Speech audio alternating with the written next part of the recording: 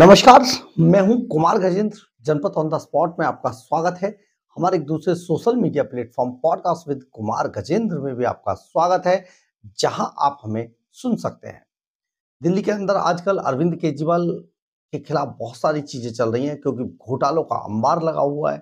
दिल्ली के खजाने को लूटने के बड़े बड़े आरोप हैं, दिल्ली की जनता को ठगने के बड़े बड़े आरोप।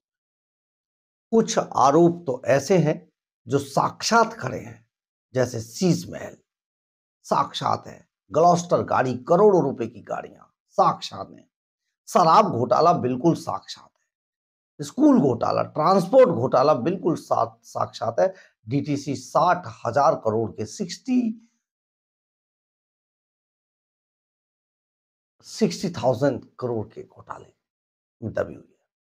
स्वास्थ्य में बहुत बड़े बड़े घोटाले, इस सब को लेकर टैग रिपोर्ट जो अरविंद केजरीवाल दबाए बैठे थे, वो सब अब धीरे धीरे करके सामने आ रही है। भारतीय जनता पार्टी यानी कि रेखा गुप्ता की सरकार जो है, वो उन सभी टैग रिपोर्ट को सदन के पटल पर रख रही है और इससे लगातार बड़े बड़े घोटालों का पर्दाफाश हो रहा है। ऐसे में स्वाति मालीवाल, अरविंद केजरीवाल, वही स्वाति मालीवाल याद है ना, दिल्ली की बहुत बड़ी नेता, जो जिन्होंने दिल्ली महिला आयोग को बहुत जबरदस्त ढंग से चलाया और अपनी एक अलग पहचान बनाई, दिल्ली महिला आयोग की भी पहचान। वही स्वाति मालीवाल जिनको अरविंद केजरीवाल ने अपने घर पर खुद थप्पड़ खाने के बाद विभाव से अपने गुंडे, सब हम नहीं कह रहे, सुप्रीम कोर्ट कह रहा है, उससे जमकर पिटवाया था।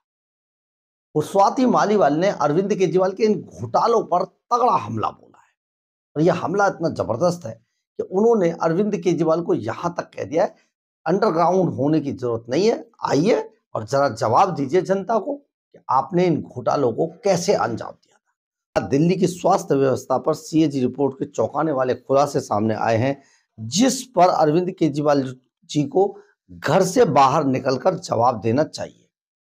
बहुत क्लियर बोला उन्होंने, कहा कोविड फंड में मिले 787.91 करोड़ में से सिर्फ 582.84 करोड़ ही खर्च हुए।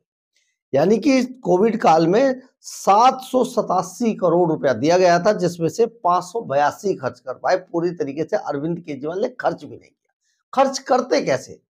शीश महल भी तो बनवा रहे थे ना, बहुत काम था। टाइलें पसंद करनी थी, पर्दे देखने थे, रिक्लाइनर सोफे थे, लाइटें लगनी थी करोड़ों रुपए की। इन सब में अरविंद केजरीवाल बहुत बिजी थे, इसलिए ध्यान नहीं दे पाए बेचारे कि दिल्ली की जनता कोविड से जूझ रही है। खैर, 27 अस्पतालों के ऑडिट में सामने आया कि 50% अस्पतालों में आईसीयू नहीं है।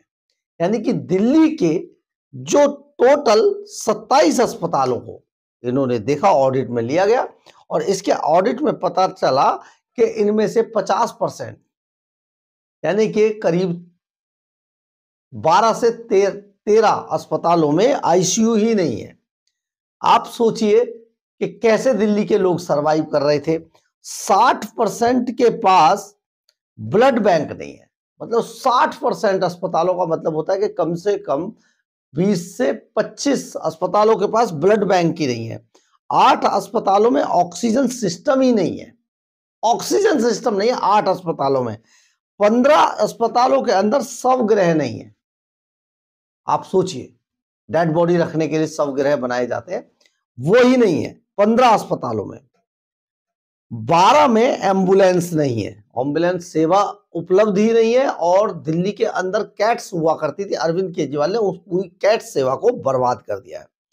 इसके अलावा गंभीर बीमारियों के लिए जरूरी इंजेक्शनों की भारी कमी है, जैसे हेमोफीलिया और रेबीज के जो टीके हुआ करते थे, इलाज में इस्तेमाल होने वाले इंजेक्शन है ही नहीं। सोचिए, दिल्ली के अंदर अगर कुत्ता किसी को काट ले तो वो अस्पतालों में रेबीज का इंजेक्शन नहीं है। और जो ओरिजिनल रेबीज के इंजेक्शन की कॉस्ट है वो 14 से 15,000 रुपए है। यानी कि जिन गरीब लोगों की बात अरविंद केजरीवाल किया करते थे, उनको तो कुत्ते काटने के इंजेक्शन तक उपलब्ध नहीं कराए गए। 14,000 15,000 रुपए कौन गरीब खर्च कर पाएगा? सरकारी अस्पतालों में पहले ये मुफ्त में लगा करते थे, लेकिन आज के टाइम जब से केजरीवाल सरकार आई, तब से इन सब का बड़ा अभाव हो गया है। 2016 से 17 और 2020 से 21 के बीच 32,000 नए बेड जोड़ने का वादा किया था, 32,000, लेकिन हकीकत में सिर्फ 1357 बेड ही जोड़े गए। 32,000 बेड और 1357, आप सोचिए कितना बड़ा अंतर है। 5 सर्जरी और टेस्ट के लिए, जो सर्जरी और टेस्ट के लिए महीनों लंबा इंतजार, मरीजों को समय पर इलाज नहीं मिल रहा।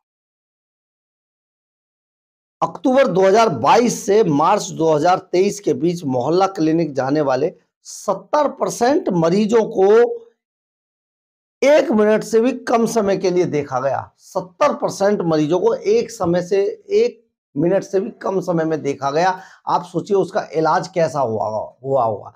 मोहल्ला क्लिनिक कैसे इलाज कर रहे थे, ये समझिए। और ये हम नहीं कह रहे, ये सीएजी की रिपोर्ट कह रही है। तो आप सोचिए अरविंद केजरीवाल किस तरीके से दिल्ली की जनता को बेवकूफ बना रहे थे। ये सीएजी की रिपोर्ट कह रही है, हम नहीं बोल रहे, हमने थोड़ा कहा, सीएजी की रिपोर्ट बता रही है। तो जो बात हम आपको लगातार केजरीवाल के बारे में बता रहे थे, वो अब सच साबित हो गई है। उस पर सीएजी ने मोहर लगाई है। और सीएजी स्वायत्त संस्थान है दिल्ली का, देश का इतना इससे बड़ा संस्थान नहीं है। ये कंट्रोल करता है सभी विभागों के खर्चों को, उनकी ऑडिट करके। तो आप सोचिए सीएजी में कैसे आरोप लगाए गए हैं और अरविंद केजरीवाल किस तरीके से दिल्ली के खजाने को लूट कर दिल्ली की जनता को और दिल्ली के सिस्टम को खोखला कर रहे थे। और खोखला कर रहे थे के बाद खोखला कर दिया है। तो आप समझिए गरीबों को तो अगर कुत्ता भी काट ले तो बेचारा तड़प तड़प कर भौंक भौंक कर मरेगा, इंजेक्शन रेबीज का नहीं लगवा पाएगा। सोचिए कितना गंभीर मामला है। सोच कर देखिए प्लीज, देखिए कैसे सिस्टम को सड़ा दिया गया, खराब कर दिया गया केजरीवाल एंड कंपनी के द्वारा। बहरहाल अगर आपको हमारी खबर अच्छी लगी तो आप इसे लाइक, सब्सक्राइब और शेयर जरूर करें। कमेंट्स बॉक्स में अपनी राय जरूर लिखें, इससे हमें बहुत बहुत बहुत ऊर्जा मिलती है। जय हिंद।